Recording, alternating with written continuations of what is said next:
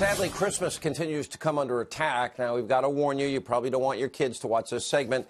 There's a church in Massachusetts. They put a baby Jesus in a cage as part of a nativity scene to make a point about illegal immigration. Also tonight, we have an update on the story that we told you about earlier in the week. Remember that New Jersey substitute teacher telling first graders that Santa, the Tooth Fairy, the Easter Bunny aren't real? She has now rightfully been fired. And one of my upcoming guests, David Kyle Johnson, responded to our segment Monday night with a piece in Psychology Today entitled, "Sorry, Sean Hannity, the truth about Santa is not fake news." He joins us now. He's a professor at King's College. And also with us is Fox News contributor Rachel Campos Duffy. You know, I read your column, and then I looked into your background a little bit. This is like your big claim to fame, that you think that parents are lying and perhaps even hurting their children by telling them about Santa Claus, who's real. I know Santa's real. Yeah, the Rachel position I take real. is that essentially parents would be better off if they did not lie to their children about Santa Claus. Well, the thing that stands out about me the most, you seem really uptight, and you seem like you need to loosen up a little bit, and you might want to look through the eyes of a child, the anticipation and the fun that goes along with Christmas and the Christmas season, instead of being so kind of like retentive about it. Well, I think you may be mischaracterizing my view here. I'm not that upset. You're saying don't lie to kids about Santa. About it. You're saying we're lying to them. It's more a matter of what I think the best parenting practices are, and that parents need to be more cognizant about the risks that lying to their children pose. Yeah, you can damage your credibility with your child. You can use it as a disciplinarian crutch that can be very, very harmful. Psychologists agree that it's pretty bad to use Santa as a disciplinarian crutch.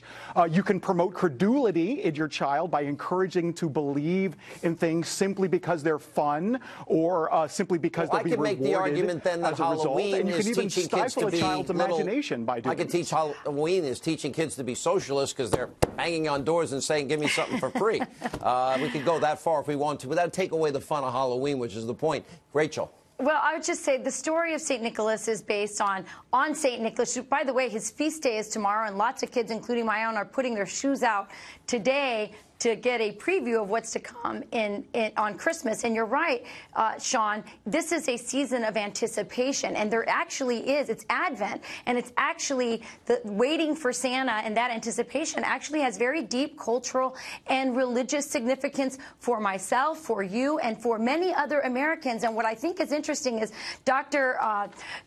Johnson is clearly an atheist, and so many times people who come from that secular point of view are calling for tolerance and open-mindedness and respect for so many things, and yet they can't seem to find that for Christian traditions and beliefs. And that's really what this is about.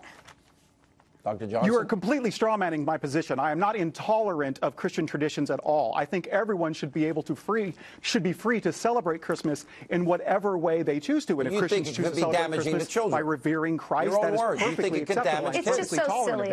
I am merely making an observation about what I think is better for parents to do with their children. If they choose to do that, they're perfectly free to do that. But I'm also perfectly free to point out the kind of risks that a parent should be aware of when they're lying to their children about Santa Claus.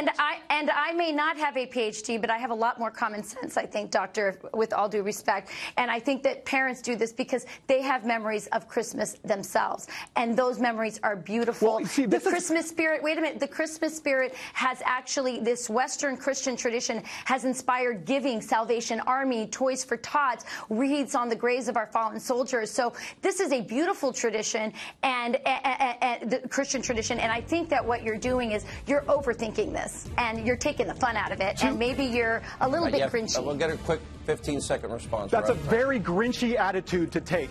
Christmas is about so much more. Of course, way, Jesus Christ, I agree with that. We got to go. You seem very angry. I just wanted to wish you a Merry Christmas.